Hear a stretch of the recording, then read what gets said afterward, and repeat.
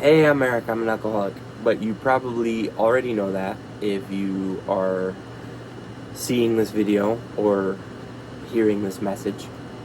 Um, it's July 31st at 6:41 a.m. to be exact in 2022, and I'm recording this with the purpose of showing it whenever I'm asked, wherever I'm asked, as like a, a personal opportunity to tell my story.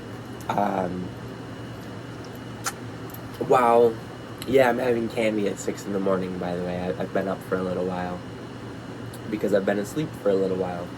But I'm recording this for the chance to tell my story, even if I can't be there in person at certain times, and if I'm asked to do so, because I'm at a point in my sobriety where a lot of what I can get out of the program is by giving back at this point. And I remember thinking when I was new to the program that, like, why would you want to be around a bunch of drunks, let alone, like, how could you possibly get that much from helping people? But, like, the little opportunities that I've had have let me know that it's true, and I want more of it, um, for for for all the right reasons, not just to be looked at as a role model, which is nice and does cater to the ego a little bit, um, but because I know what it's like to be a newcomer, and if I hadn't had the support that I've had during that time in my life when I was new and my sobriety was fragile, then I wouldn't be here today in the program. But I mean that in, like, a very serious sense, that I might not be on this earth. So my intention with this video, specifically for today, if possible, fingers crossed, I'm going to call a friend of mine at my home group meeting that I recently rejoined and see if she would be willing to give me my 5-year chip and let me play this at the start of the meeting. And if I can do it financially, I'm gonna bring, like, pizza or cupcakes or maybe both. Just to since I'm being a little egotistical about telling my story, I wanna provide, right, like, to keep things on an even keel. I don't want my ego to take the wheel too much. But Chrissy, so if you're seeing this, and those of you who ever watch this, you may get a kick out of the things that I say, but it's nice to not have the laughter in my ears while I'm making these jokes, because it keeps me humble, and staying humble is important. But Chrissy, thank you in advance for making me aware of this home group that I have now in Big Flats on Sundays. I'm grateful for it. It's exactly what I needed at a time in my life where I needed it the most. So thank you from the bottom of my heart. So if you haven't seen me in the rooms around 2018, you might not know who I am and what my story entails. But for the sake of keeping this video brief, I want to mention that there's a blog post that I've written at, and you can find it on Medium by searching for Eric Bible, or I'll give you the URL here. But the title of the blog is My Recovery Journey, 5 Things I've Learned So Far. You can find it on the blogging platform Medium, or you can find it at my personal blog, which is ericbible.tech. It's the first post that I wrote. I actually wrote this in June of 2020, and I detail the foundation of my history with alcohol and drugs, because drugs are a part of my story, and I think that's important to mention.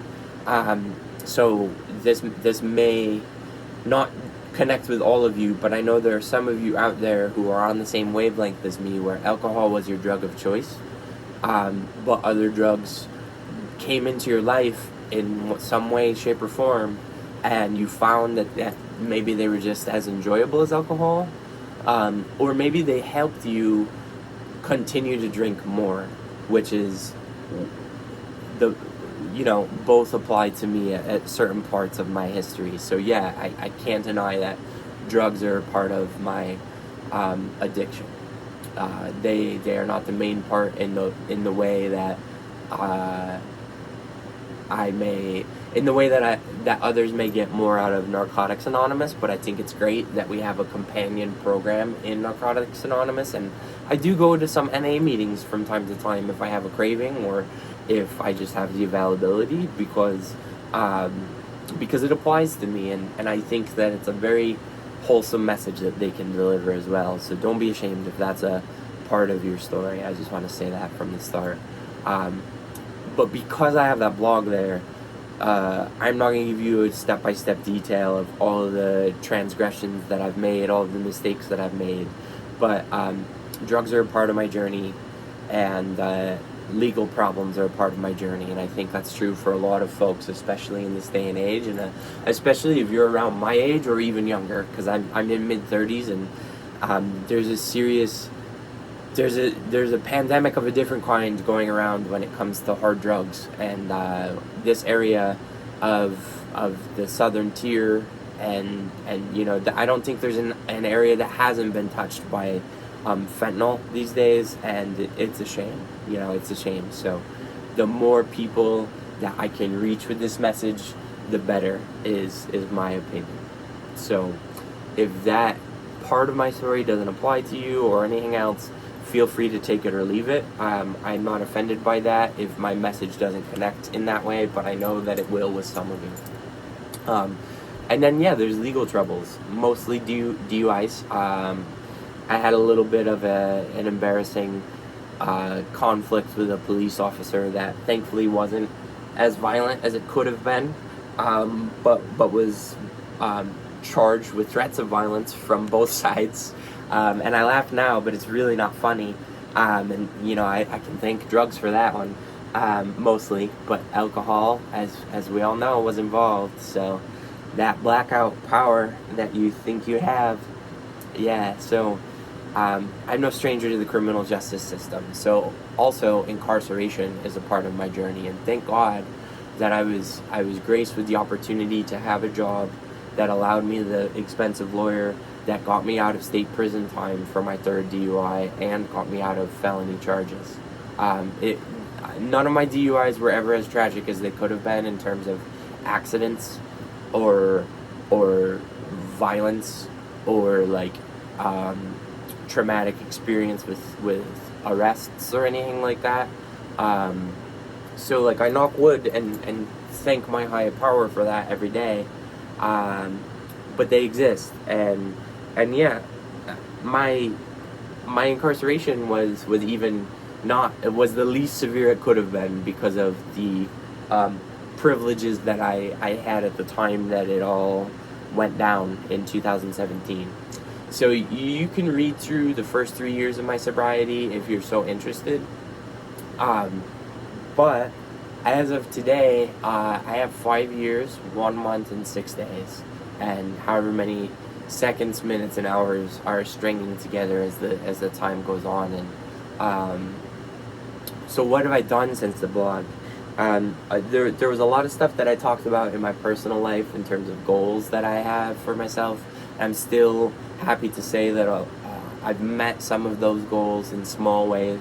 I experience the rewards every day in some way lately, especially this year, this calendar year, and this sobriety year from June of last year to June of this year, and onward. I'm blessed for that. I'm grateful for that. It's the rewards keep me humble, and let me know that I'm on the right track, and that the universe, which I choose to see the universe as my higher power more than the monotheistic traditional Christ as God. But I don't judge anybody for who their higher power is if they're willing to share that with me, and that's a part of my story, is struggling with who my higher power is. So I just want to make a side comment that you're gonna hear me talk about the universe, because that's who my higher power is. And if it sounds a little hippy dippy, that's just who I am. And I've realized in this day and age that caring what people think about who you are. Someone said this very recently in a meeting, and it stuck with me. Caring what people think about who you are and what you choose to do is a sign that your ego might need some sort of reality check. And so I try to remind myself as often as I need to that who I am when it comes to my higher power or any other reason is good enough for me. And so if it's not good enough for other people, that's a sign that they need to work on something with themselves. I believe that even just from a non-sobriety kind of perspective, that usually when people do things that disappoint us with their behavior and we take it as an attack, some of our perception is our responsibility in terms of how they behaved and how it may have hit our ego. But a lot of what someone's behavior has to do with is their own internal thinking. And, people say it all the time in mental health support circles as well, not just AA, that like what people do to you says a lot about how they feel about themselves, and not as much as you might think about how they feel about you. I believe that. So what have I done? I've really been mainly chugging away at some of the life goals that I wrote down in my blog. I have revisited and reread my words over and over to keep myself aware of how I felt when I was writing that and what I wanted to do, just to make sure that do I still want to do it, right? Like, is it still healthy for me? Is that a goal that's ego driven at this point, just because I don't want to have an unchecked box, or and that perfectionist part of my sobriety and alcoholic mentality is clicking in? Do I need to keep that alcoholic perfectionist in check, or is it still a healthy goal, right? And so I've had some struggles along the way, and that's what I want to talk about next. Mainly the struggles I've had, I realize now, are a symptom of not going to meetings. So, just so that you know, like, I've been in and out of the rooms, but I haven't been in and out of the rooms because I've left my sobriety.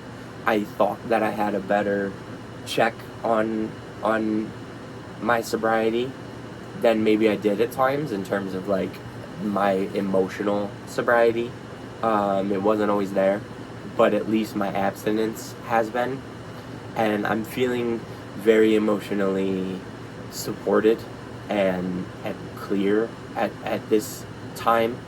And it's just after like 2-3 weeks of meetings, with about a 3-year break in between, maybe a little bit more. Let me count it. Yeah, close to a 4-year break. And so there's a reason for that, though. I wasn't the type of guy who didn't get anything out of meetings. If anything, while I was doing rehab and stuff early on, which you'll read about, you'll see that I write about doing a 90 and 90 plus some. I mean, I think I hit my 90 within the first 60 days, if I can recall correctly, but I'm pretty sure I documented it in the blog post. And a lot of people usually are lucky to have that experience when they're trying a 90 and 90 early on in their sobriety.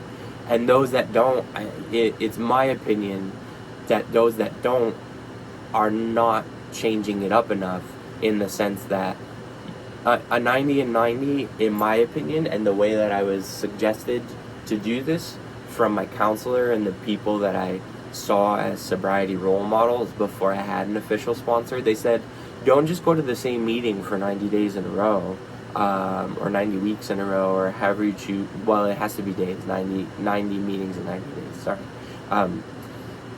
Clearly you can tell I've been in and out of the rooms, right? Because I'm forgetting some of the basics. But don't just do the same meeting 90 days in a row. Pick different meetings, because you're going to get different things from different people in different environments, and that is why it's recommended. And so I followed that advice to my own advantage, and I'm glad that I was humble and kept my mouth shut and my ears open, as you might hear people say, in order to do that. Um, and then, so from the start of my conscious effort in being sober, which was my mom's birthday, it was very dear to me. I got my last DUI in Memorial Day, and I had a drink a little after that, in June. I didn't get drunk, but I was like, I'm not sure if I want to do this anymore. And the next day was my mom's birthday, and I was like, I have to do something different for her, because I realized that, like, I started to have a moment of clarity before I was even truly sober or knew what it was about, where, like, I realized that my actions give me and the people I care about consequences. And that was hard for me to face. But the Alcoholics Anonymous program has done a tremendous amount for me in terms of processing the guilt that I have about the consequences I've created for others, because I have worked the steps, and I'm going to work them again from a different spot in my life. There's always room for improvement, in my opinion.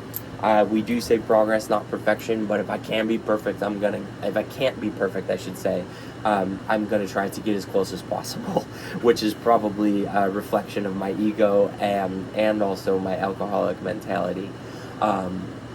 But nonetheless, that's my sobriety date, and I started going to meetings around November and December of 2017.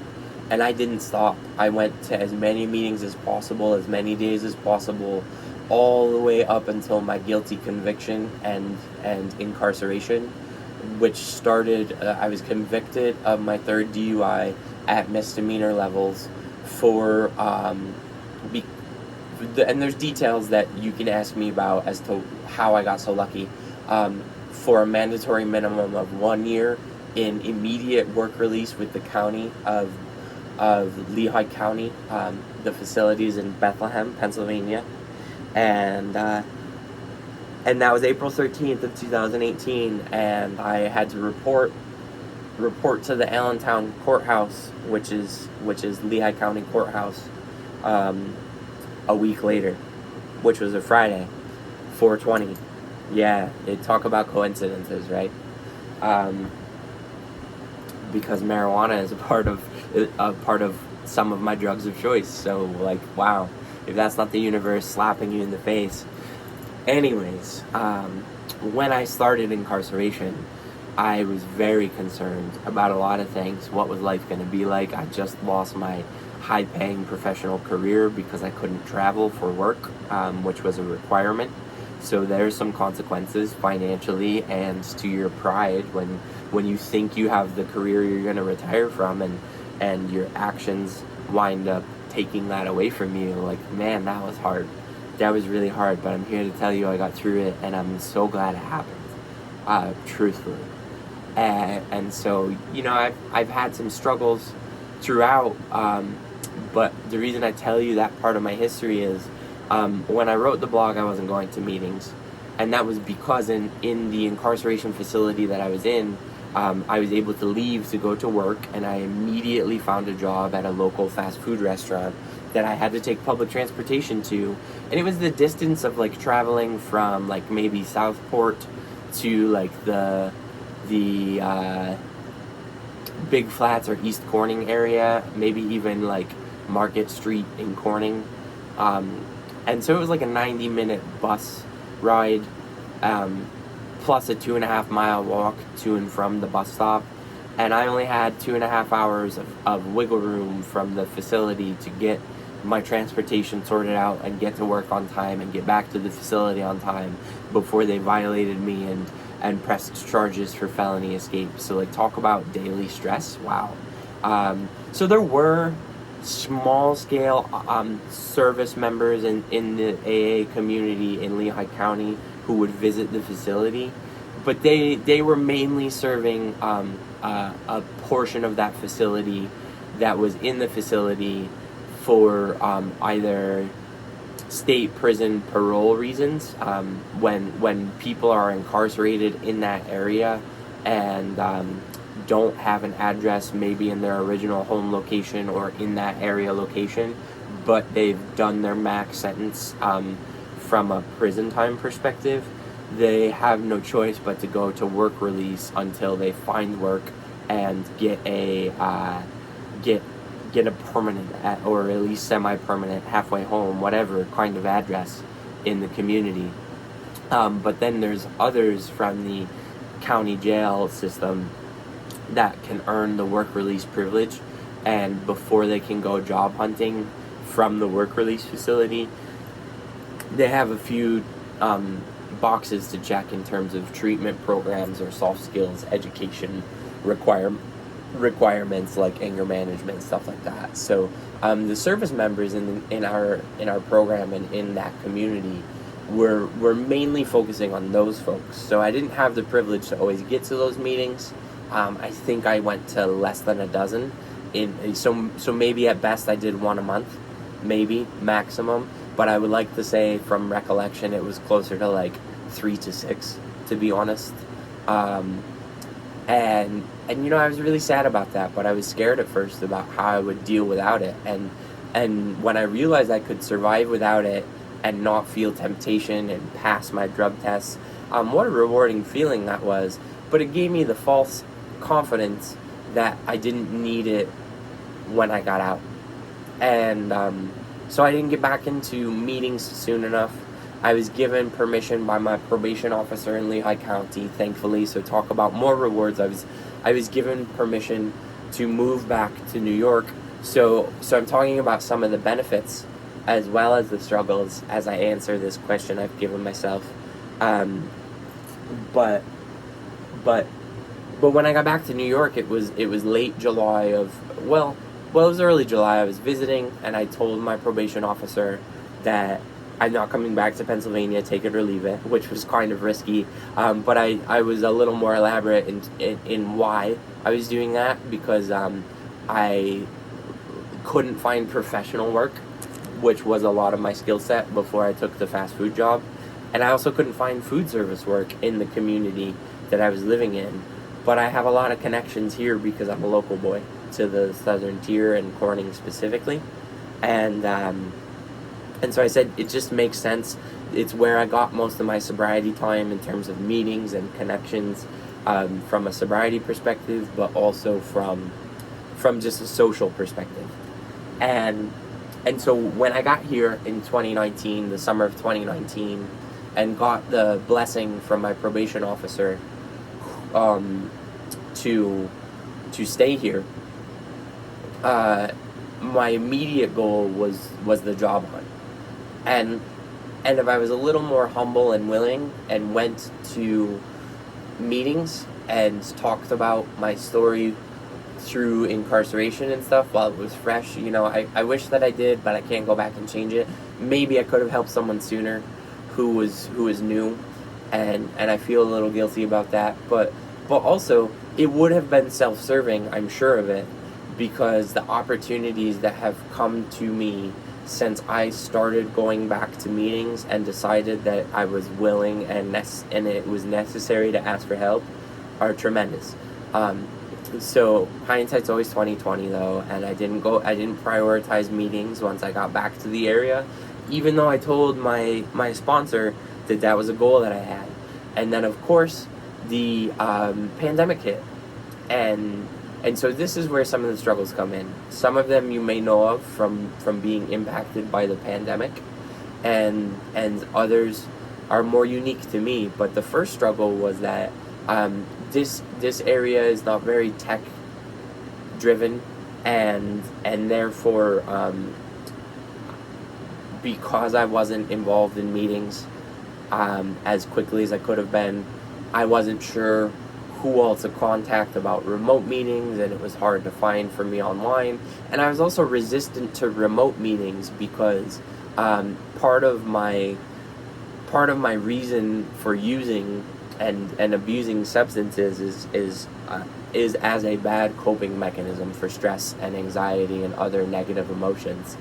And I had the last employer that I worked for in my professional career turned out to be a little more toxic than I thought they were, and they really kind of used and abused my willingness to work on an unhealthy amount of hours, and I wound up taking a lot of the work stress personally, and I was working from home at the time, so like my day in day out for 60 to 70 to 80 or more hours a week at times for the last year of my professional career was Zoom meetings, and I was just like not ready to deal with with what I thought would be triggering to me in that regard. I thought it would be more triggering to go to a Zoom meeting than it would be beneficial in terms of the message I would receive. And that's just me not remembering exactly how great meetings were for me early on, because boy, let me tell you, there's a remote meeting that I joined at the suggestion of the person I'm going to ask to give me my 5-year chip today, who I'm so grateful for getting me back into the meeting scene here. Thank you, Chrissy, again. But yeah, there's a remote meeting that I go to that if you're curious, I'll tell you about it. I'll get you connected with the guy who hosts it, where you get to talk to incarcerated individuals, and it's amazing. So like any of the baggage that I thought I was gonna have, like maybe it would have been true a couple years ago, but it's not true now, and I'm glad that I was willing to try it. But I've had a lot of emotional sobriety struggles in terms of unhealthy thinking, at times being stuck in depression, which is a part of my mental health diagnosis. So it's not just the addiction and like that.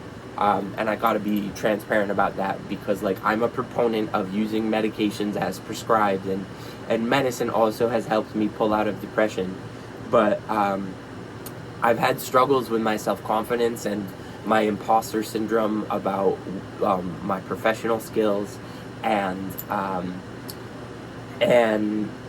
all sorts of other intrapersonal, like person-to-person struggles that I see now are symptoms of me not being emotionally sober, and I am always much more emotionally sober and in a clear, if not like pink cloud level of thinking.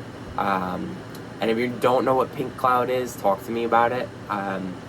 But if you do know what pink cloud is, then you know I don't need to say any more. You probably get that feeling from certain meetings too, but it's a good feeling. So yeah, I've had all sorts of struggles. I haven't thankfully had struggles that have been big enough to make me feel tempted to drink, let alone act on that temptation. But I have been unkind to people that I care about unfairly, more often than I care to admit. It's caused a lot of uncomfortable situations where I don't hear from them for longer than I would like, and I've deserved it, and you know, all sorts of things that stem from that type of issue. I haven't really always been the best employee, and so I've struggled to hold down. I've made some full-time retail and food service opportunities that I really enjoyed turn into a part-time situation because my ass couldn't get to work because of the emotional struggles, right? So, you know, everything is connected as far as my beliefs and how it works, and it is a small world and all those other cliches, and so all of those struggles to me stem from not going to meetings. So what goals have I met? I started going back to meetings. I finally put my money where my mouth is to my probation officer. I've gotten my license back, which I didn't have from the time of my conviction in April 13th of 2018 until December of 2020. It's not the first time I've lost my license, but I sure as hell intend to make it the last time.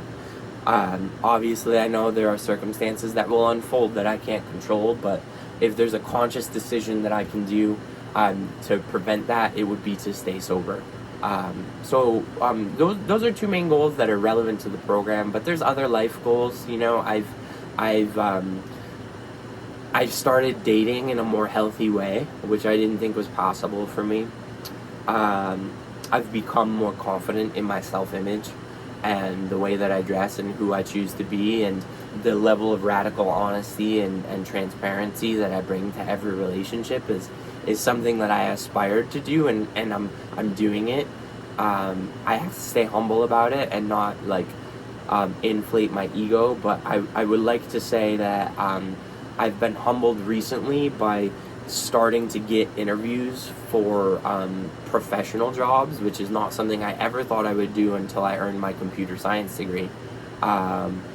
So, there are rewards, and if you're like me, you thought those rewards parts of the reading were cheesy and unattainable when you were early on in your sobriety, and maybe they are still cheesy, but they're true. They're true. So I've met goals, I've seen rewards, and I still have goals. So obviously the goal is to keep stringing individual days together, one day at a time, to get decades, right? I want to be that old timer that is like, is just like everybody's favorite storyteller, not because of the fact that it would be good for my self-image and ego, but because if people like to listen to me, I know that it's gonna give me a better chance of helping the newcomer. And I mean that genuinely. Like, of course, there'll be a bit of a confidence boost if people actually like to shut up and let me talk. But it's not, that's not my primary motivator anymore. And, I thought that I always tried to be thinking of others and not the most selfish individual, but I realize now that a lot of my behavior while I was using was for selfish interests, even if I wasn't under the influence or inebriated. And I do a lot of self work, shadow work, if you want to call it that, therapy if you want to get more clinical, and self-help if you just want to stick in the program. I do all of those things to make sure that I keep those selfish intentions out of my life, because I have found that what you do creates ripples that bring things back to you in different ways that you can never predict. And so if you act altruistically in a true, genuine manner, then other people are going to be willing to do that for you as well. And it may be people you don't expect. It may be at times you don't expect. It may be when you're not asking or think you don't even need it, right? So, you can expect that what you give, you will get in this day and age, in a lot of ways, and especially in this program. But you can never expect how it shows up. So yeah, I've got some professional goals that I think I'm on track to succeed with as well. And I want to see my own personal business succeed. So those are my goals. And that's been a little bit about me. Hopefully you've been enjoying this little bit of story. If you have questions, if you're seeing this not face to face with me, feel free to find out how to contact me. On most of my social media, I am either Eric J. Bible, Eric Bible, or Ricky Biblay, Biblay, Ricky with a Y. So feel free to reach out. I don't preserve my anonymity because I feel like the more honest and open I am with everyone about my sobriety, the more likely they are to succeed too if they need to. So also, if you want to share this, or without me present, or if you want to invite me to elaborate upon it at any time after you have seen this, please reach out. You have my express permission to share this for positive intentions only, right? If you're a critic of AA or me personally, I don't need that negativity in my life. Maybe you're going to talk about it anyways. I know I can't control it, but you don't have my permission to share it from a point of criticism. You only have my permission to share it with the intention to help other people. So if I can help you help other people, let's talk. That's what it comes down to. But I've been Eric. I'm still an alcoholic. and I'm grateful to be sober. Thank you for letting me share.